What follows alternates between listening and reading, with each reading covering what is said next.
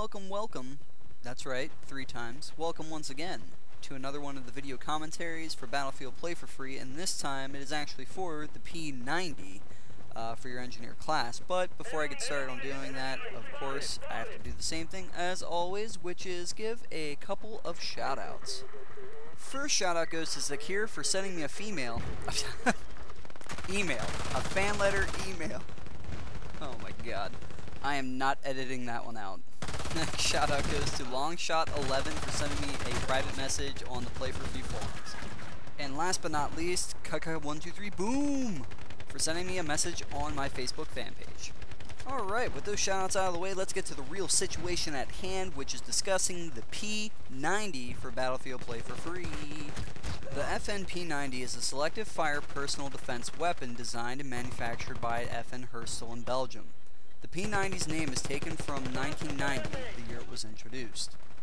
The first time the P90 has been introduced in the Battlefield universe was in Battlefield 2, and it's also made its way in Battlefield 3, as well as Battlefield Play4Free. The total amount of bullets you get with the P90 is 100, and that's 50 per magazine, placing this weapon in second for highest amount of bullets per magazine count for your engineer's primary weapons. The FN P90's reload time is 4 seconds, which is around the average on the slower side of the reload time for your primary weapons on your engineer class. But, I mean, it's kind of justifiably so given the fact that you do have some additional bullets that you're working with per magazine. Out of all the primary weapons for the engineer, the P90 has the worst standing bullet deviation whether you aim down sight or use hipfire accuracy to shoot. So keep that in mind when using the P90. So for best results, it's best to crouch and aim down sight to fire the P90, especially at enemies that are at medium range. Statistically speaking, the P90 has the best recoil out of all the primary personal defense weapons or SMGs available for your engineer class, but it is a bit quirky when firing it. And what I mean by this is that the forced recoil of the gun goes to the right when you fully unload your gun.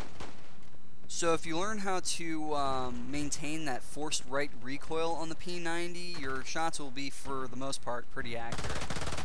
The total amount of damage at close range for the P90 tends to stay around the low to mid-20s in damage, and as far as headshots go, it'll take anywhere from 2 to 3 shots. At medium ranges, the total amount of damage the P90 can do ranges from 17 to 21 damage, and it still takes 3 headshots to kill your enemy. And at longer ranges, it does 9 to 13 damage, and it'll take anywhere from 4 to 6 shots to the face to kill your enemy. The P90's iron sight is bittersweet. It's nice to know that you can aim down sight and still maintain your field of view with the sight, but as for looking down the sight itself, it's just very closed off, and it makes it very hard for you to maintain medium to long range shots, especially with that forced right recoil. Now, the one positive aspect with that recoil that I just wanted to go back and touch base on is if your enemy's running from left to right, it's pretty easy to maintain accurate shots just because the recoil will essentially follow your enemy. You wouldn't even have to adjust by moving your mouse. You can just fire and your shots will follow. But if your enemy's moving from right to left, that's where it becomes a little bit difficult to maintain those accurate shots because you're fighting against that right recoil and having to drag your mouse a little farther than what you normally would. So just keep that in mind when using this gun. The type of situations you want to get into to use the P90 successfully is definitely close quarters combat. It is a personal defense weapon at heart, and it functions as such. Even though you do get 50 bullets per magazine and 100 bullets in total for this gun, you can still burn through that ammo pretty quickly if you are someone who's very heavy on spraying and praying. Even though a personal defense weapon is kind of designed for that, it's just the lack of ammunition that you get with the base gun itself. It's kind of tedious and a little bit difficult if you don't try and maintain your shots, especially if you're playing on a team that doesn't like to throw down ammo crates and hook you up with some ammo. Some of the best maps to play on with the P90 would definitely be Sharky Assault variant and Myanmar. Sharky, the reason being is because it is definitely a close quarters map, and it's just designed to function for shotguns and personal defense weapons and SMGs in close quarters combat altogether. So the P90 does shine in this scenario on this map. as well as Myanmar. If you're in the middle brush area of the map, it's actually a really nice gun to have for ambushes, and just because of the brush in those in-between areas, it's perfectly capable of maintaining some of those close quarters and mid-range sneaking up on people, killing people shots. Also on Carcand, I find the P90 isn't that bad either, especially with some of the tight corridor areas, as long as you're not running out in the middle of the open areas of streets. Basra is a bit hit or miss, just because of the simple fact that Basra seems to be a more medium-ranged infantry map, so depending on where you're at and how you use the P90, you definitely can shine with it, but you just definitely want to stick with a couple of teammates if you want to be able to be successful with the P90, because going it alone is a bit difficult, especially on Basra. Of course, the way you want to use the P90 for Omen or Dalian is as, like I said, a personal defense weapon. Especially if you are a vehicle-based engineer, this is a good weapon to have just to keep those enemies at bay from, trying to steal your vehicle, or while you're in the middle of repairing it and you just don't want to hop in to risk the chance of taking a shot and dying.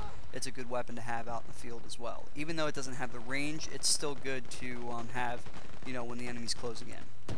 Enemies that you're going to have a difficult time with are definitely snipers, especially if you can't gain close quarters positions on them, because if they are far away, you definitely have a gun that's not designed for long range shots, and you can get picked off quite easily.